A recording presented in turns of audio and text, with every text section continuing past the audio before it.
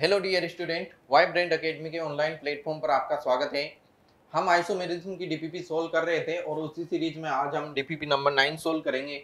हमें सोल्व करना है स्ट्रक्चरल आइसोमेरिज्म। तो फर्स्ट क्वेश्चन है, draw a structural formula for the keto form of each enol form. हमें इनोल फॉर्म दे रखी है, बेसिकली इन और ऑल। ये है हमारा इन एल्किन और ऑल एल्कोहल। इससे हमें कीटो फॉर्म बनानी है। तो देखते हैं फर्स्ट क्वेश्चन। इसमें क्या है, लोन पेयर रिएक्ट होंगे और ये डबल बॉन्ड टूट जाएगा।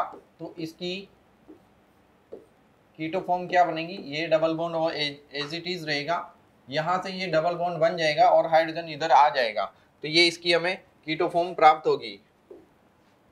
नेक्स्ट क्वेश्चन है, इसमें क्या होगा, ये ऑक्सीजन पर डबल लोन पेयर है, ये इधर रिएक्ट होंगे, डबल बॉन्ड टूट जाएगा। हम यहाँ पर हमारे पास दो ऑप्शन है, यहाँ और यहाँ, कहीं पर भी रिएक्ट हो सकता है, दोनों प्रोडक्ट आइडेंटिकल होंगे।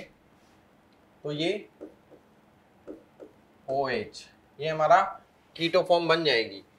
सेम नेक्स्ट क्वेश्चन है, ये डबल बॉन्ड टूटेगा,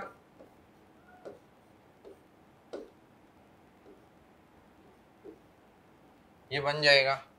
नेक्स्ट है,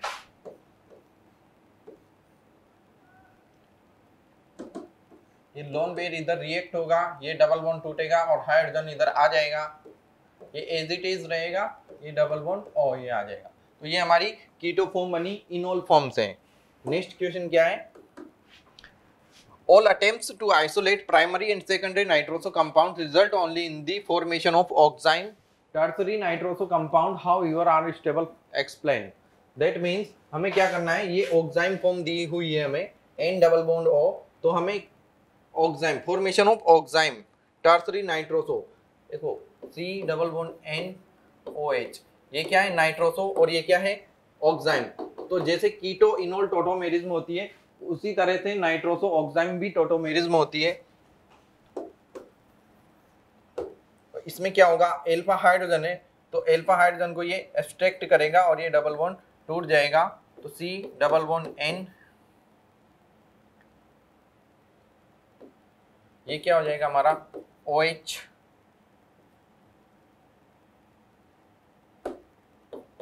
और ये एज इट इज रहेगा। ओके, तो ये कौन सी फॉर्म बन गई हमारी, नाइट्रोसो बन गई। इसमें क्या एल्फा हाइड्रोजन है क्या हमारे पास, नहीं, तो ये क्या रहेगी, एज इट इज रहेगी। वाई, दिस इज स्टेबल, ये क्या थी अनस्टेबल, अनस्टेबल से ये क्या बन गई हमारी, स्टेबल बन गई। Okay, next question, this is question number 3। which two enols are in equilibrium with q-butanone and 1-phenyl 2-butanone, which is more stable enol form of each। तो हमें क्या करनी है, 2-butanone, तो ये क्या बन गया ब्यूटेन, 2 पे क्या लगाना है ऑन, तो ये बन गया 2-butanone। ओके, तो इसकी इनोल फॉर्म बनानी है हमें। तो एल्फा हाइड्रोजन यहाँ पर भी है और एल्फा हाइड्रोजन यहाँ पर भी है। ओके, तो कौन सा एल्फा हाइड्रोजन लेंगे, ये वाला एल्फा हाइड्रोजन लेंगे, इससे क्या बनेगा, स्टेबल बनेगा। और अनस्टेबल वाला भी बना के देखो कौन सा बनेगा, ये अनस्टेबल बनेगा। ओके, तो इसकी कौन सी फॉर्म स्टेबल होगी, ये वाली स्टेबल होगी, और ये क्या रहेगी, इक्विलिब्रियम में रहेगी। नेक्स्ट, 1-phenyl 2-butanone, 2-butanone 1 पे क्या है फिनाइल। अब इसके भी इनोल फॉर्म बना लो।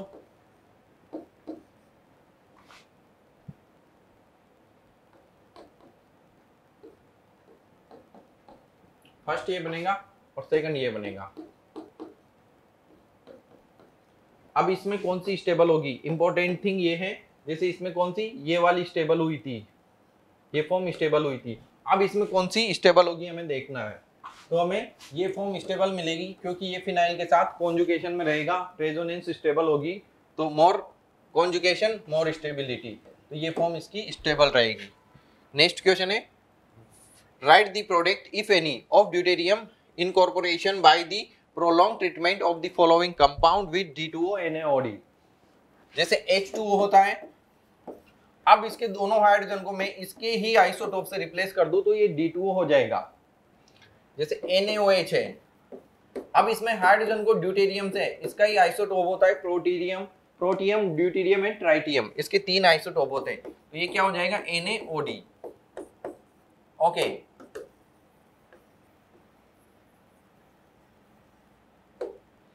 तो फर्स्ट क्वेश्चन है साइक्लोपेंटेनॉन, साइक्लोपेंटेनॉन, तो ये बन गया आपका पेंटेन, साइक्लोपेंटेन, और ये ऑन।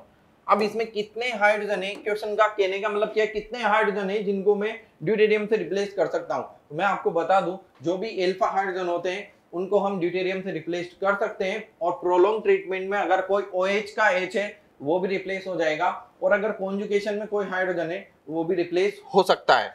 ओके, तो इसमें कॉन्जुगेशन में कितने हाइड्रोजन है, ये, तो यही क्या होंगे, ड्यूटेरियम से रिप्लेस्ड होंगे। ओके,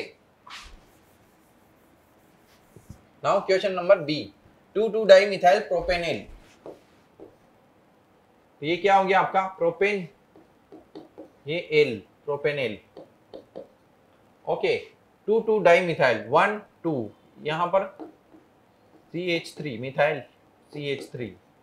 अब इसमें क्या पूछ रहा है, कितने हाइड्रोजन है जो ड्यूटेरियम से रिप्लेस्ड हो सकते हैं। तो क्या इसमें कोई अल्फा हाइड्रोजन है क्या, इसका अल्फा कार्बन कौन सा है, C double bond O group से direct connected carbon, alpha carbon. अब इस पे हाइड्रोजन है, alpha hydrogen is equal to 0, तो ड्यूटेरियम से रिप्लेस्ड कोई भी नहीं होंगे, 0। 3,3-डाइमिथाइल 2-ब्यूटेनॉल, तो सबसे पहले तो ये आपका ब्यूटेन हो गया, 2-ब्यूटेनॉल, तो ये 2 पे ब्यूटेनॉल, 3,3-डाइमिथाइल 1 2 3, यहां पर और यहां पर 3,3-डाइमिथाइल हो गया। ओके, अब इसमें कितने अल्फा हाइड्रोजन है जिनको मैं ड्यूटेरियम से रिप्लेस कर सकता हूं।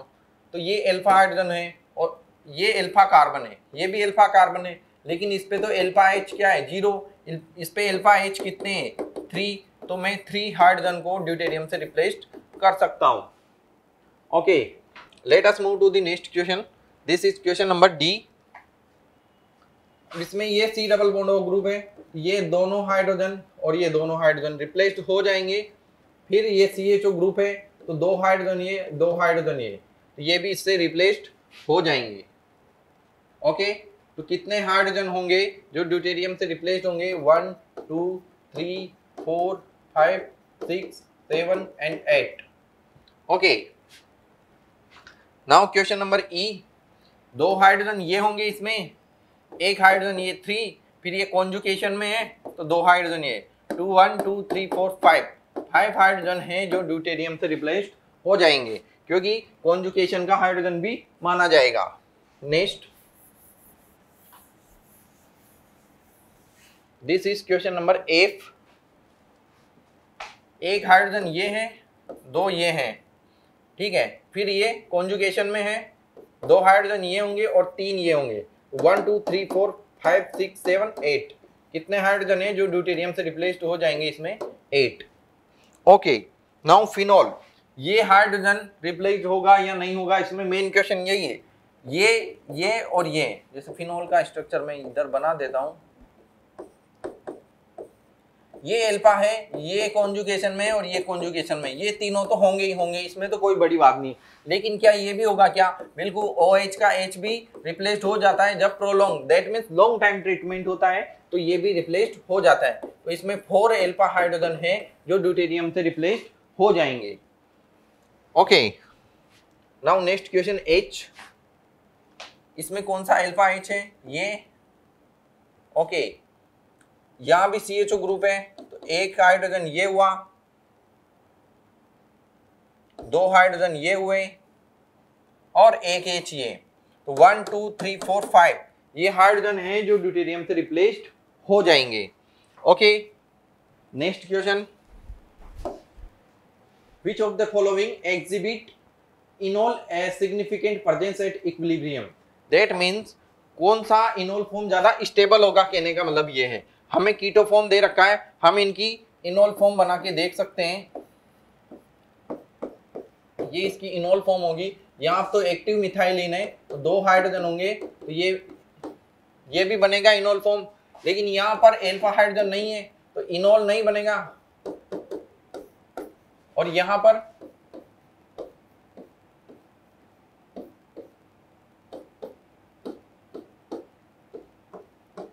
तो ये एरोमेटिक हो जाएगा,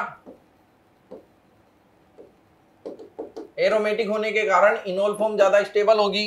यहां भी एक्टिव मिथाइलिन है,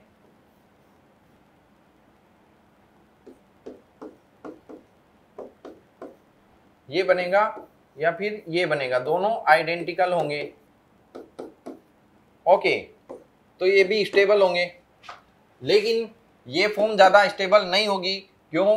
क्योंकि वापस से ये अपने डोनेट करेगा, ये बॉन्ड टूट जाएगा और ये अल्फा हाइड्रोजन इधर, तो वापस से ये फॉर्म बन जाएगी। और अगर हमें जहां एरोमेटिक नहीं बन रहा हो और अगर कॉन्जुगेशन नहीं हो रहा हो, तो नॉर्मल अगर देखा जाए तो कीटो फॉर्म ज्यादा स्टेबल होती है इनोल फॉर्म से। तो ये कीटो फॉर्म में चेंज होता रहेगा, ये नहीं होगा क्योंकि ये एक्टिव मिथाइलिन पे अल्फा हाइड्रोजन है और ये दो तरह के आइडेंटिकल दे रहा है, लेकिन ये भी स्टेबल होगा। और ये तो एरोमेटिक बन रहा है तो ये स्टेबल होगा, ये बनाता ही नहीं है। तो आंसर क्या होगा आपका? एक तो बी और एक डी। आंसर हो जाएगा बी और डी। Okay, next question. तो गाइस डीपीपी नंबर 9 में यही क्वेश्चन थे। मिलते हैं नेक्स्ट डीपीपी में। Thank you.